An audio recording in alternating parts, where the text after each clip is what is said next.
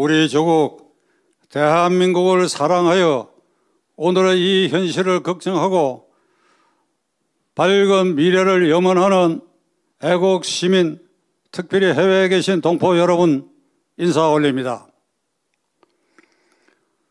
우리 헌법에는 대한민국 대통령은 이런 사람이어야 하며 대통령의 책무가 어떠하다 하는 것을 분명히 명시하고 있습니다.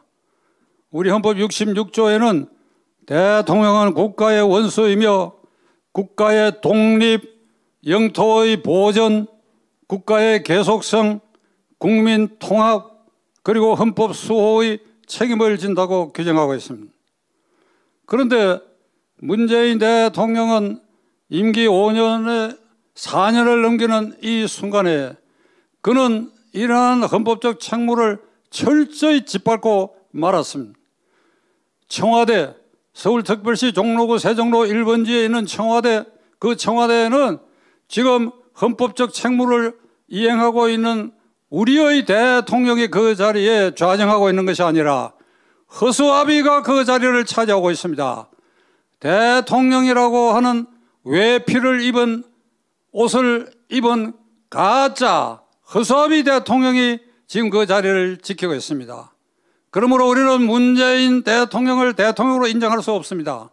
문재인 씨는 대깨문, 대가리가 깨져도 문재인이다 라고 하는 홍위병 같은 열렬 지지자와 그리고 북경에 그리고 평양에 머리를 조아리는 종북 주사파 친중 핵심 세력들에게 둘러싸여 가지고 그들의 이익을 지키고 그들의 기득권을 지키기 위해서 헌법을 파괴하고 헌법 질서를 유린하는 일을 지난 4년 동안 서슴없이 하고 있습니다. 우리는 남은 임기 하루라도 더 이상 무슨 방법으로든지 간에 그를 그 자리에서 끌어내려야 하고 허수아비 시대를 끝장내지 않으면 일각이 지나갈수록 우리 조국은 더욱 파멸의 궁지로 몰려들 수밖에 없습니다. 제가 가장 통탄하고 우려하는 것은 그 문재인 씨가 그 자리에 앉아가지고 지금 그의 머리를 꽉 채우고 있는 일은 내가 이 자리에 있는 동안 이 임기를 채워주고 그리고 물러난 뒤에도 내가 앞에 박근혜 이명박 대통령처럼 깜방에 절대로 가서는 안 되겠다라고 하는 그 일에 골몰해가지고 어떻게 하면 내가 깜방에 가지 않는 방어벽을 칠 것인가 오로지 그 일에 몰두하고 있습니다. 그 첫째로 공수처를 만들었지요. 여러분에게 말씀드린 바와 같이 공수처법은 헌법에 근거가 없는 공수처법을 위헌인 법률을 만들어가지고 그 위헌인 법률을 근거로 공수처를 발족시켰으니까 그 공수처는 유령기관이고 하루빨리 국회가 공수처법을 폐지해서 공수처를 날려버려야 되는데 현재 이 국회에서는 불가능하지요. 그래야 공수처를 만들어가지고 야당과 판사, 검사를 그 칼날 위에 세워서 권력 실세, 자기의 재임 중 퇴임 후에도 그를 향한 칼날을 무디게 하기 위해서 검찰의 칼날을 무디게 하기 위해서 공수처를 만들었습니다. 그리고 윤석열 총장을 여러분이 잘 아시는 것처럼 지금 쇠창살에 완전히 가두어 놓고 추미애가 지난 1년 동안 그의 손발을 다 제거해버렸고 이번에 새로 들어선 박범계가 남아있는 그나마 윤 총장의 손발을 완전히 묶을 지금 태세에 들어가 있어서 그 과정에서 신년수 민정수석비서관과 충돌을 일으켜가지고 그 민정수석비서관이 지난 주일에 연가를 내고 사라졌어요. 내일 모레 그가 복귀하게 되면 어떤 태도를 취할지 모르겠으나 그는 문재인 대통령에게 철저히 저항하는 자세를 지금 보이고 있습니다. 그러니까 그런 가운데서도 이런 무례한 일을 계속하니까 이런 사람이 나타날 수밖에 없습니다. 그리고 지금 국회에서는 강경파들이 강경 친문 세력들이 어떤 법을 지금 만들고 있느냐.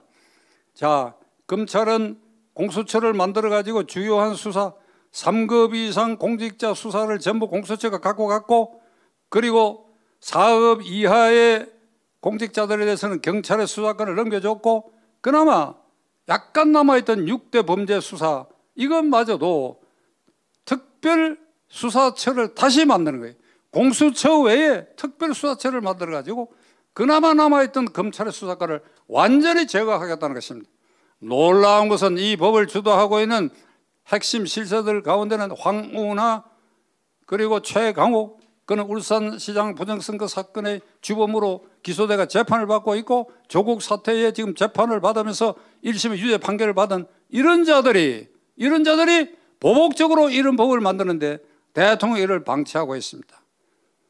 그리고 이것도 안심이 안 되기 때문에 김명수 대법원장이 소인배 짓을 하고 양아치 수준의 의식을 가진 자를 임명해가지고 이번에 사법파동이 일어나데도 불구하고 제가 듣기로는 대통령이 절대로 너는 그 자리에서 물러서면 안 된다 하는 밀지를 내린 것으로 알고 있습니다.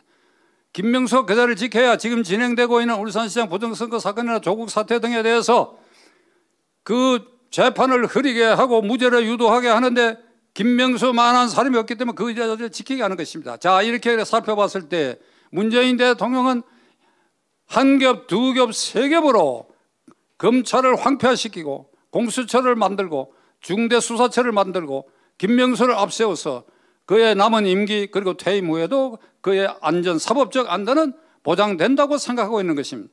과연 그렇게 될 것인가?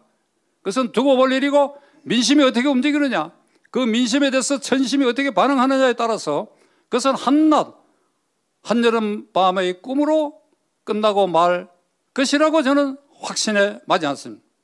4월 7일 서울 부산시장 선거는 문재인 대통령에게는 이게 하나의 걸림돌입니다. 무슨 수로 하든지 간에 서울시장 자리는 꼭 지켜야 되겠고 부산시장 자리도 차지해야 되겠다. 이 가덕도 신공항 그걸 예비 타당성 조사도 생략하는 특별법을 만들어 가지고 이제 삽질부터 하겠다는 거 아닙니까? 그 공항이 준공되려고 그러면 10여 년 이상의 세월이 흘러야 되고 그리고 김해 공항이 가덕 공항보다는 훨씬 우수하다라고 하는 프랑스의 최첨단 진단가의 의견을 듣고 김해 공항으로 확정해놨는데도 불구하고 부산시장 자리를 노려가지고 이런 무리한 일을 하고 백성들이 거기에 현혹될 것이라고 생각하고 있는 것입니다. 서울시장 자리를 두고는 4차 재난금을 지금 뿌리기로 해가지고 이제 그 대상과 범위를 채 결정하지도 않았는데 어제 그저께 문재인 대통령은 국무회의인가에서 이렇게 얘기를 했습니다. 5차 재난금 전 국민에게 어려움을 극복하는 데 도움이 된다 그러면 말하자면 선물 주듯이 돈을 뿌리겠다고 했습니다. 애국시민 여러분, 지금 금년에 이 정부의 이 국가 부채가 100조로 추산되고 있고 이 정권 들어서고 부채가 약 1000조 이상 넘어가고 있습니다. 이 국가 부채라고 하는 것은 국민의 부채입니다. 지금 재난복지금을 퍼붓고 그다음에 코로나로 피해를 입은 사람들에 대해서 선택과 집중으로 도와주는 것, 저는 그 반대하지 않습니다. 그러나 이 모든 것이 세금을 거두어 가지고 그 범위 안에 산다 그러면 다행한 일인데 국채를 발행해야 돼. 그 말은 뭔가 하면 돈을 찍겠다는 것입니다. 뭘 담보로? 국민을 담보로 해가지고 우리 모두를 담보로 해가지고 문재인 정권이 돈을 꾸어가지고 그 돈을 담보를 제공한 우리들에게 나눠주는데 고마울 게 하나도 없지요. 그런데 이걸 선거를 앞두고 작년 4.15 선거 때도 일률적으로 뿌린 그 돈이 표심에 영향을 미쳤다고 한다면 우리 국민은 정신을 똑바로 차려야 될 거 아닙니까? 우리가 보증을 서서 결국 우리의 보정채무로 돌아올 그 돈을 나눠줬다고 해서 거기에 순간적으로 이게 동요를 일으킨다고 한다면 이거는 국민의 도리가 절대로 아니지요. 일자리가 금년 1분기에 들어와서 아주 현저히 줄었다. 100만 개 이상이 줄었다. 그래서 문재인 대통령 비상명령을 내렸는데 1분기 중에 1분기라는 게 공교롭게도 3월 말입니다. 4월 7일 보궐선거를 앞둔 3월 말까지 90만 개의 일자리를 창출하라. 그걸 뚜껑을 열어보니까 66%가 월 27만 원짜리 알바 수준의 일자리입니다. 이걸 일자리라고 할 수 없지요. 그것도 6개월짜리입니다. 그런데 이걸 정부가 통계를 잡을 때 일자리가 증가됐다, 감소됐다 하는 통계의 기준으로 이런 알바성 일자리도 그 통계에 집어낸다고 하니까 이게 얼마나 간사한 일입니까? 이 알바성 일자리 이렇게 할 일이 아니고 기업이 일자리를 창출하도록 해야 되죠. 그러나 지난 이 정권은 4년 동안 철저하게 반기업 정책을 폈습니다. 세금으로 일자리를 만드는 것이 아니라, 세금을 주어가 자리를 만드는 것이 아니라 세금을 내는 일자리를 만들어야죠. 정당하게 취업을 해서 거기에 나오는 소득으로 국가에 일정한 세금을 내는 안정된 일자리를 창출해야지, 세금으로 부족하니까 국민을 담보로 해서 부채를 담보로 해가지고 돈을 찍어가지고 이렇게 뿌리는 일자리, 이것은 절대로 용납해서는 안 될 일이지요. 그러나 이 정권은 친기업 정책은 저 멀리 내팽개쳐 버리고 기업이 전부 해외로 떠나도록 만들어놨어. 지금 국내외적으로 삼성전자 하나만 지금 남아있는 거예요. 이거 이래서 되겠습니까, 여러분? 자, 이 허수아비 정권, 허수아비 대통령 시대를 우리가 빨리 끝내야 됩니다. 이제 남은 임기 이대로 가다가는 가령 예를 들어서 서울시장 선거에 이게 자기들이 그 자리를 보존하는데 실패를 했다 이러면 남은 임기 겁을 먹고 무슨 짓을 하는지, 또 어떤 무리한 일을 하는지, 어떤 폭압적인 일을 하는지 생각만 해도 끔찍합니다. 그러므로 우리는 하루라도 이 허수아비 정권을 끌어내려야 됩니다.